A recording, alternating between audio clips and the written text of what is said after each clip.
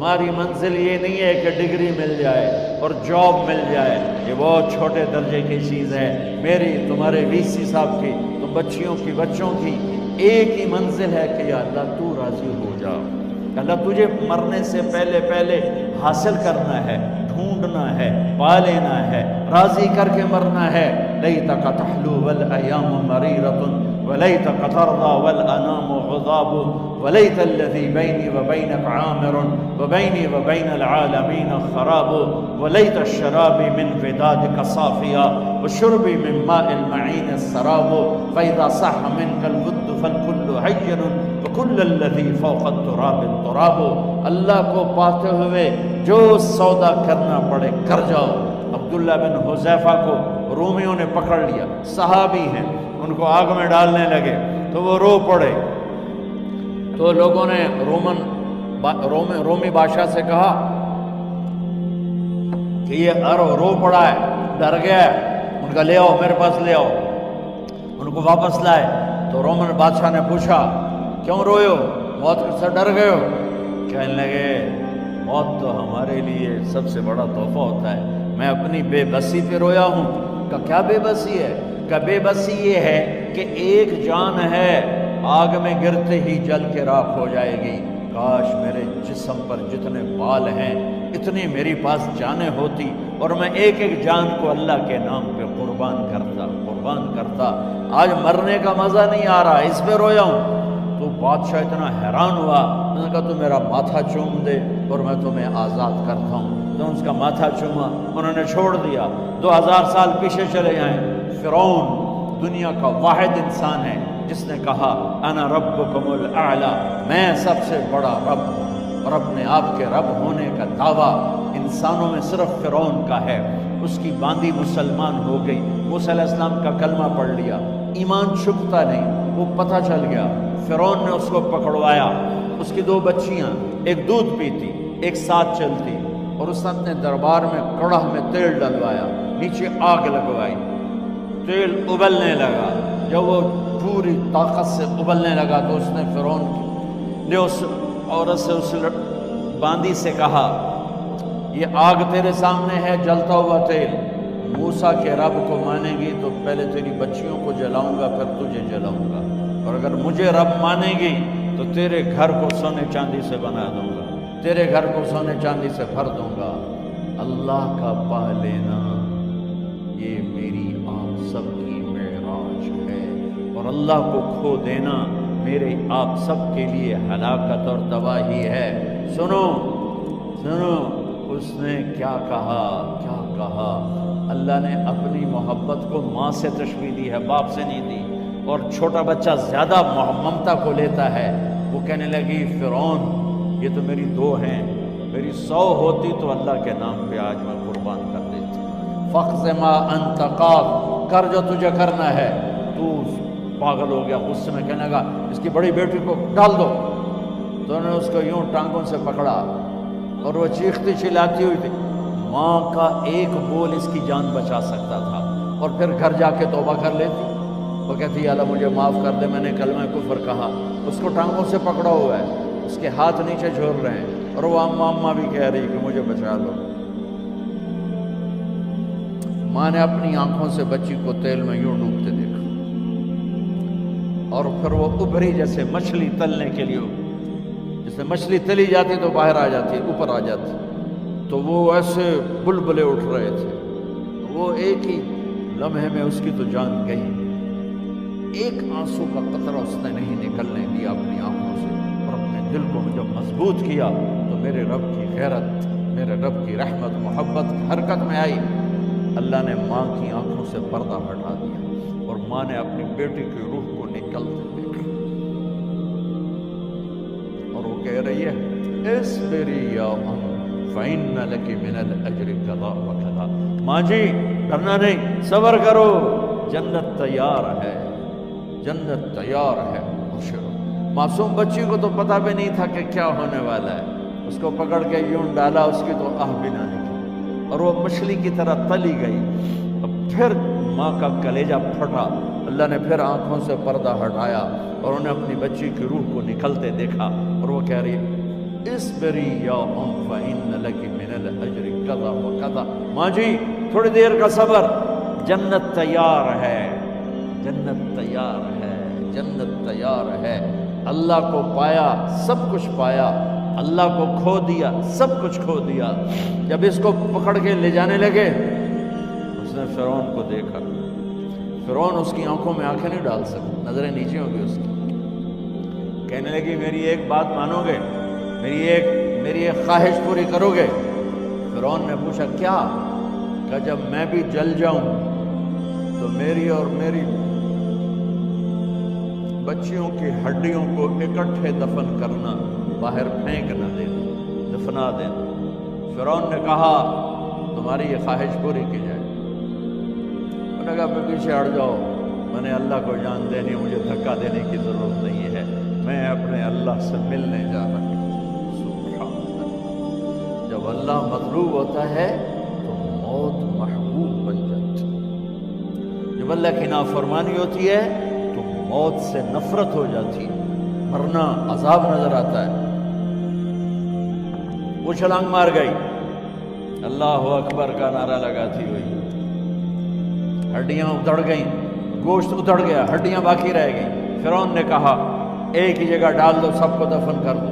دفن 2000 سال کے بعد بچوں بچیوں، 2000 سال کے بعد موسیٰ علیہ السلام کے 2000 سال کے بعد جناب رسول اللہ صلی اللہ علیہ وسلم دنیا میں تشریف لائے. 40 سال کی عمر میں نبوت ملی، 50 سال کی عمر میں معراج ہوا. 2050 سال کے بعد میرے نبی کی سواری بیت المقدس جا رہی ہے. اور بیت المقدس پر جب وہ اوپر پہنچے ہیں تو مصر وہاں سے قریب ہو جاتا ہے. جب وہ اترنے لگے تو میرے نبی نے کہا جبریل جنت کی خوشبو آ رہی ہے. جبریل جنت کی خوشبو آ رہی ہے. کہاں سے؟ ابھی تو جنت اوپر ہے، ابھی تو اوپر جانا ہے، تو یہ زمین سے جنت کی خوشبو کیا آ رہی ہے؟ تو جبریل نے عرض کیا رسول اللہ فرعون کی ایک باندی تھی جو اللہ سے سودا کر گئی جان کا اور اپنی بچیوں کا، اس کی بچیوں کی ہڈیوں کو جہاں دفن کیا گیا ہے، یہ خوشبو جس دن انہیں دفن کیا تھا اس دن سے لے کر آج تک یہ خوشبو آ رہی ہے اور یہ قیامت تک آتی رہے گی. اللہ اپنے نام پہ قربان ہونے والوں کی یوں قیمت لگاتا ہے. پہلے اپنی منزل طے کرو، پہلے اپنی منزل طے کرو، پہلے اپنی منزل طے کرو کہ مجھے اپنی زندگی کی سے لینا کیا ہے. مجھے اللہ کو پانا ہے، مجھے اللہ کو پانا ہے. میں نے اللہ کی قسم اگر اللہ راضی ہے تو پھر موت سے بڑھ کر کوئی تحفہ نہیں، اس سے بڑھ کر کوئی خوبصورت پیغام نہیں. اور اگر اللہ ناراض ہے تو موت سے خوفناک کوئی پیغام نہیں. عمر بن عبدالعزیز 3 بر اعظم پر حکومت کی. عمر بن عبدالعزیز، بنو امیہ، مروان 9 مہینے حکومت کی. اس کا بیٹا عبد الملک بن مروان 21 برس حکومت کی. اس کا بیٹا ولید 10 سال حکومت کی. اس کا بیٹا سلیمان 2.5 سال حکومت کی. اسی تخت پر بیٹھے عمر بن عبدالعزیز. پہلے چاروں نے اللہ کے شریعت کو قربان کیا حکومت کے لیے. عمر بن عبدالعزیز نے اپنے آپ کو قربان کیا اللہ کے لیے. حکومت کو پاؤں کے تلے رکھا اور اللہ کی رضا کو سامنے رکھا. ان کو زہر دیا گیا. جب ان کی موت کا وقت قریب آیا تو انہوں نے رجا بن حیوہ کو بلایا. سننے والی بات ہے بچوں. ان سے فرمانے لگے سنو، میں نے 3 بادشاہوں کو قبر میں اتارا. اب بچیاں تو قبرستان جاتی نہیں، ہم تو اپنے ہاتھوں سے قبر میں اتارتے ہیں اور اوپر مٹی ڈالتے ہیں اور اوپر اینٹیں ڈالتے ہیں اور پھر منو مٹی میں دبا کے واپس آتے ہیں. یہ منظر آپ بچیوں کے تو دیکھنے کا بھی نہیں ہے. وہ کہنے لگے میں نے 3 بادشاہوں کو مٹی میں ڈالا، لیکن ان کے کفن کی گرہ کو جب کھول کے دیکھا تو ان کے چہرے قبلے سے ہٹ چکے تھے، وہ رنگ ان کے کالے پڑ چکے تھے. ولید بن عبد الملک، سلیمان بن عبد الملک، عبد الملک بن مروان، عبد الملک باپ، ولید بیٹا، سلیمان بیٹا، یہ تینوں ان کے چہرے کالے ہو گئے تھے اور ان کا قبلے سے منہ پھر گیا تھا۔ اب میں مرنے لگا ہوں، مجھے پہلے ضرور چیک کرنا کہ میرا اللہ میرے ساتھ کیا کرتا ہے۔ پہلے تینوں کی ظلم کی حکومت تھی، ان کے چہرے قبلے سے کیوں ہٹ گئے؟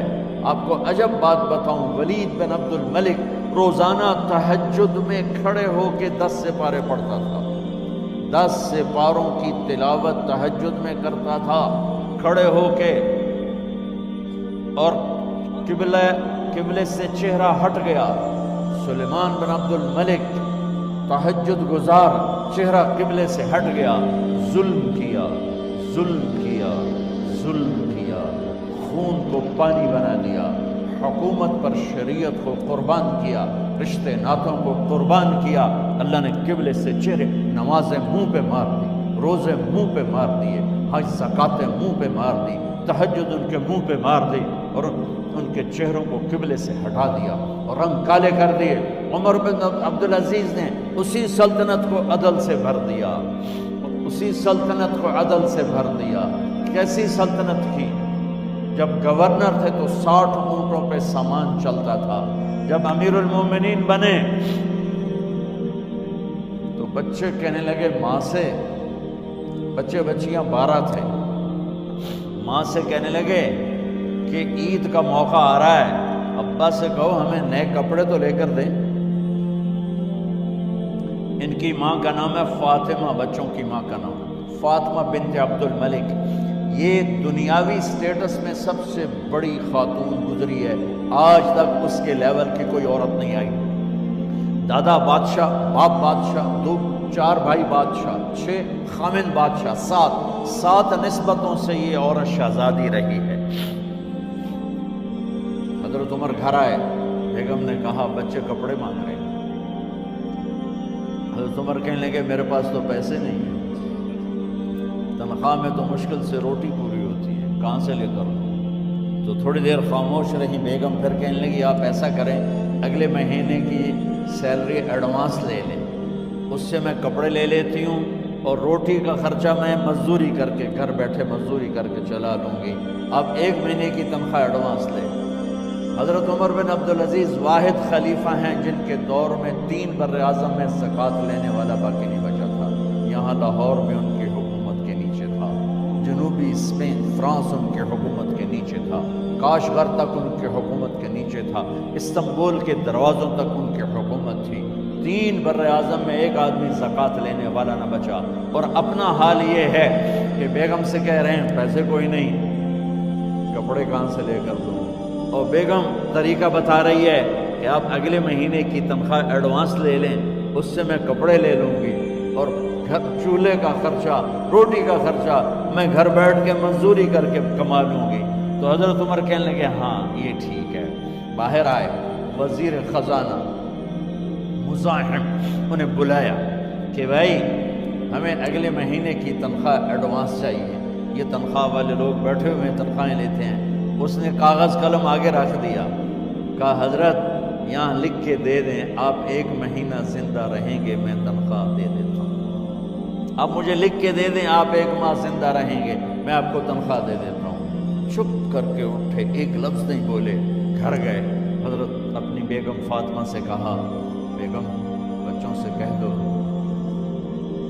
کہ باپ کے پاس کپڑے لے کر دینے کی سخت نہیں ہے، اور خزانے ایسے بھرے پڑے تھے کہ زکوٰۃ لینے والا کوئی نہیں تھا۔ عید کی نماز ہوئی، نماز کے بعد جب ساری فیملی ملنے آئی اور بچے بھی ملنے آئے تو ان کو دیکھ کر ان کی آنکھوں میں آنسو آ گئے۔ کہنے لگے بچوں آج تمہیں دکھ تو ہوگا اپنے باپ پر کہ 1 جوڑا کپڑا بھی لے کر نہ دیا عید کا۔ تو ان کے ایک بیٹے نے کہا ابا جان آج ہم بڑے خوش ہیں، ہمارا سر اونچا ہے کہ ہمارے باپ نے مسلمانوں کے مال پہ ڈاکہ نہیں ڈالا، ہمیں قربانی کا بکرا بنایا، لیکن مسلمانوں کے مال میں خیانت نہیں کی۔ یہ ان کا طرز حکومت تھا، اس طرح انہوں نے حکومت کی۔ گھر میں تشریف لائے تو بیٹیوں سے بات کی تو انہوں نے منہ پہ ایسے دوپٹہ رکھا ہوا، منہ پہ دوپٹہ رکھ کے بات کریں تو فرمانے لگے کپڑا تو ہٹاؤ، دوپٹہ کیوں رکھا ہوا ہے؟ تو گھر کی خادمہ زور زور سے رونے لگی، کہنے لگی امیر المومنین، آج آپ کی بیٹیوں نے کچا پیاز توڑ کے روٹی کھائی ہے تو وہ اس کی بو ہے منہ میں، آپ کو بو سے نفرت ہے اس لیے منہ پہ کپڑا رکھ لیا ہے۔ تو حضرت عمر اتنا روئے کہ ان کی داڑھی تر ہو گئی۔ کہنے لگے آخر میں جب تھوڑا آسرے میں آئے، کہا میری بیٹیوں، تمہارا باپ تمہیں بڑے اچھے کھانے کھلا سکتا ہے لیکن میں جہنم کو برداشت نہیں کر سکتا، میں جہنم کی آگ برداشت نہیں کر سکتا۔ اب مرنے کا وقت آ گیا۔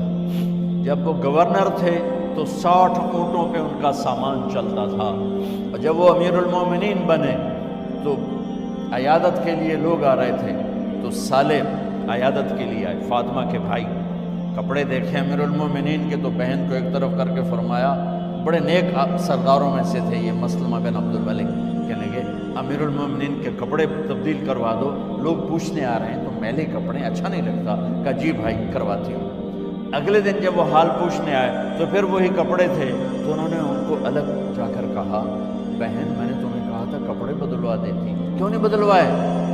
تو وہ رونے لگی، کہنے لگی کہاں سے بدلواؤں، جوڑا ہی ایک، کہاں سے بدلواؤں؟ اور حکومت کتنی تھی؟ 3 بر اعظم، 3 بر اعظم کی حکومت۔ ہمارا تو پٹواری امان کا نہیں ہے، وہ 3 بر اعظم کی سلطنت لے کر ایک جوڑے میں اللہ سے ملنے جا رہے ہیں۔ جب ان کا انتقال ہوا، سلیمان بن عبد الملک کی ڈیڈ باڈی جب قبر کے قریب لائے اتارنے کے لیے تو ایسے ایسے ہلنے لگا، اس کا پورا جسم ہلنے لگا۔ تو اس کے بیٹوں نے کہا کہ ہمارے ابا زندہ ہیں، تو حضرت عمر نے فرمایا بیٹو زندہ نہیں ہے، عذاب قبر جلدی شروع ہو گیا ہے، عجل اللہ بالعقوبہ، قبر کی پکڑ پہلے شروع ہو گئی ہے، چھپاؤ اپنے باپ کو جلدی۔ جب عمر بن عبدالعزیز کی ڈیڈ باڈی قبر کے قریب کی گئی اور ان کا بھائی اتارو، بھائی وہ باتیں شروع ہو جاتی ہیں، رومال ڈالو، چادر پکڑو، ادھر سے پکڑو، تو ایک دم ایسے ایک پرچہ ہوا میں اڑتا ہوا سب نے دیکھا، وہ آتے آتے آتے آتے آتے آتے یوں آ کے حضرت عمر کے سینے پر گر گیا۔ سب دیکھ رہے ہیں۔ جب پرچے کو اٹھا کے دیکھا گیا تو اس پہ ایک سطر پہ لکھا تھا بسم اللہ الرحمن الرحیم، اور دوسری سطر پہ لکھا تھا براءۃ من اللہ لعمر بن عبد العزیز من النار، یہ عمر کے لیے جہنم کی آگ سے نجات کا پروانہ۔ 3 بر اعظم کی سلطنت لے کر وہ جنت کا پروانہ لے کر دنیا سے گئے۔ جب ان کو قبر میں اتارا گیا تو انہوں نے رجا بن حیوہ سے فرمایا تھا 3 بادشاہوں کے چہرے دیکھے قبلے سے پھر گئے، رنگ کالے پڑ گئے، مجھے تم نے دیکھنا ہے کہ کیا ہوتا ہے؟ تو رجا فرماتے ہیں جب میں قبر میں اترا اور ان کے کفن کی گرہ کو کھول کے دیکھا تو چہرہ قبلے کی طرف فکس تھا، اور مجھے یوں لگا جیسے 14ویں رات کا چاند قبر میں اتر آیا۔ میرے عزیزو، طلبہ و طالبات، اللہ کو اپنی منزل بناؤ، اللہ کو اپنی منزل بناؤ، اللہ کو اپنی